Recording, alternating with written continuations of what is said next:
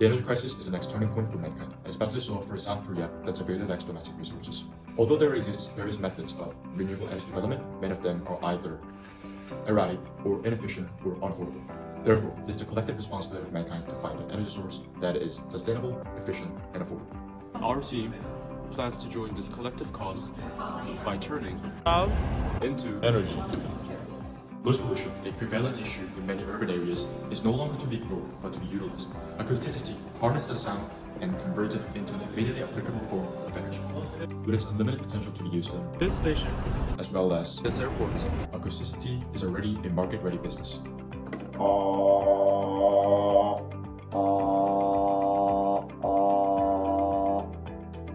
We have incorporated two different aspects to develop our final product, the hardware aspect and the software aspect.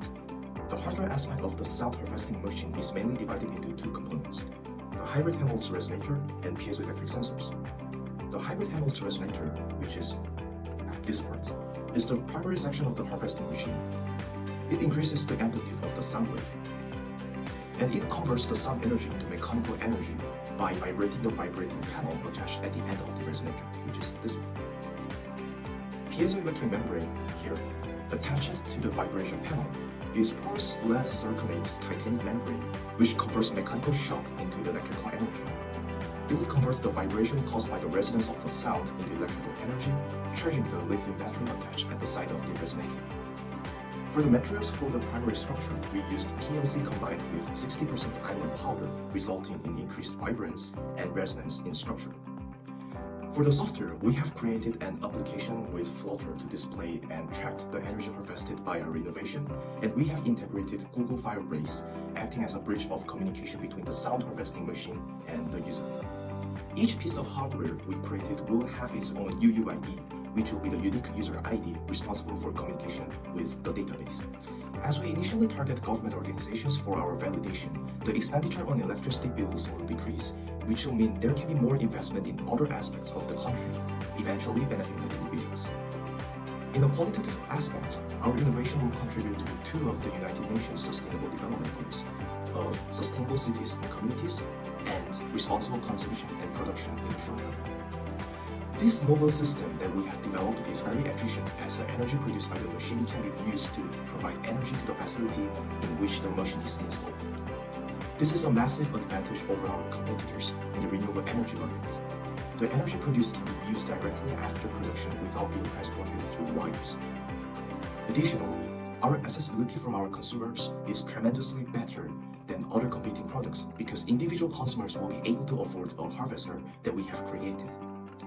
Another main advantage of our product is that our developed system is portable and small enough to be accommodated on cars or other products that need electricity. Our product is now in the prototype phase, produced from the chosen material, and the electrical wiring is fully developed and soldered. Since it required us to order an extremely high number of products to put on orders to the factory, we used a 3D printer to print out the resonating structure. For the wiring, Arduino Uno was used to measure the sound and convert it into voltage so that we could find out the amount of voltage produced, as well as Bluetooth and Wi-Fi connection. the validation took place twice in two separate methods, one by simulation and another in real-life situations. For the structure of the resonator in compressing sound wave, the fluid dynamic system, Azure, was used to predict the system's airflow and sound wave. It proved the potential pathway that waves can take for the resonator to effectively compress sound waves. After the virtual simulation, we moved on to real-life simulation. We conducted a field test by installing our prototype in various areas with different environments. The first place we tested our prototype was our school corridor. On average, we returned approximately 300 emerald signal values per minute, which is about 88.2 Hz. The next place where a real-life simulation took place was Gangnam. We installed our prototype at the corner between the road border and the Gangnam subway station entrance. It returned us approximately 500 analog signal values per minute, which is about 146.4 volts. As we move forward, the data gathered from both virtual and real-life simulation guided us in making our prototype better. We're focusing on improving both the physical structure of our product and how well it works with Arduino Uno. The ongoing process of refining our technology demonstrates a commitment to continued improvement and advancement in our development process. From sound To energy. Powering the future. Powering the future. One sound at a time.